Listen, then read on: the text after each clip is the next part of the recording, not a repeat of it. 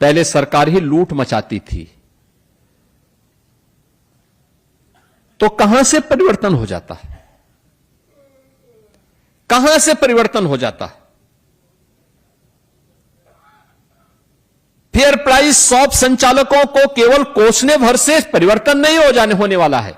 मेरा मानना है प्रदेश में जिन क्षेत्रों में व्यापक रिफॉर्म हुए हैं उसमें से खाद्य रसद विभाग है, जिसमें 17 के पहले अगर मेरे जनता दर्शन कार्यक्रम में मेरे पास 1000 एप्लीकेशन आती थी तो उनमें से मैं देखता था कि लगभग 300 केवल राशन से संबंधित विसंगतियों की ओर लोग शिकायत करते थे।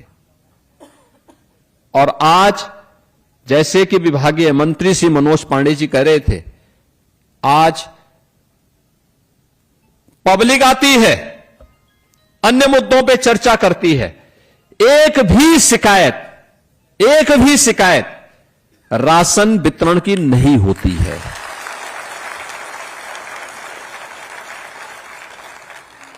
यह आपका सम्मान है, यह है आपका सम्मान,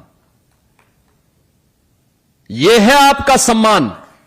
अब आपकी कोई शिकायत नहीं करता है, अब आपको कोई कटघरे में नहीं खड़ा कर सकता है,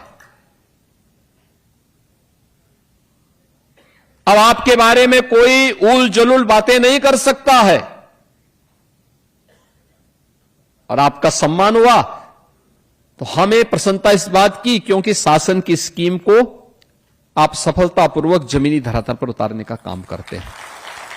तो हमें प्रसन्नता इस बात की होती है कि हमने जिस गरीब के लिए जो चीज उपलब्ध करवाई थी वह उस गरीब तक पहुंच गई है। और मॉडल आपने कोविड के दौरान तो किया ही, कोरोना के दौरान जब कोरोना था, उसका संक्रमण था, तब भी आप राशन वितरित कर रहे थे। हम लोगों ने उस समय जब सारा काम धंधा बंद हो गया, दाल, नमक और तेल वितरण की एक स्कीम को लागू किया था। और मैंने देखा एक भी जगह से शिकायत नहीं आई थी, हर गरीब तक तेल पहुंचा था, नमक पहुंचा था और दाल भी पहुंची थी, हर तक पहुंच रही थी। अब कोई नहीं कर सकता गलत उसमें।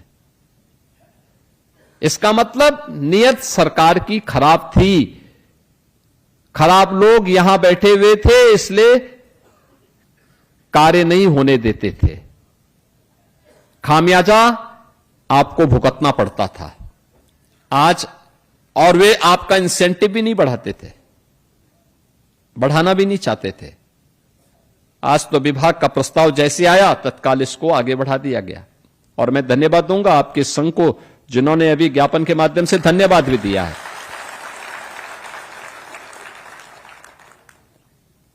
धन्यवाद भी दिया। बहनों और भाइयों, जो परिवर्तन इसके माध्यम से होना है, यानी सामान्यतः जो एवरेज है, थोड़ा कम आगे ज्यादा पीछे आगे पीछे हो सकता है, लेकिन जो एवरेज होता है लगभग हर एक विक्रेता के यहां आवंटन लगभग 100 कुंटल के आसपास हो जाता है। और उसमें अगर हम देखेंगे तो अब तक प्रति जो फेयर प्राइस शॉप के संचालक हैं उनके प्रति माह की जो आय उसके माध्यम से होती थी वह 12,750 के आसपास हो जाती थी। अगर 100 कुंटल उसके पास जा रहा है तो 90 रुपए के हिसाब से ये पैसा हम देते थे।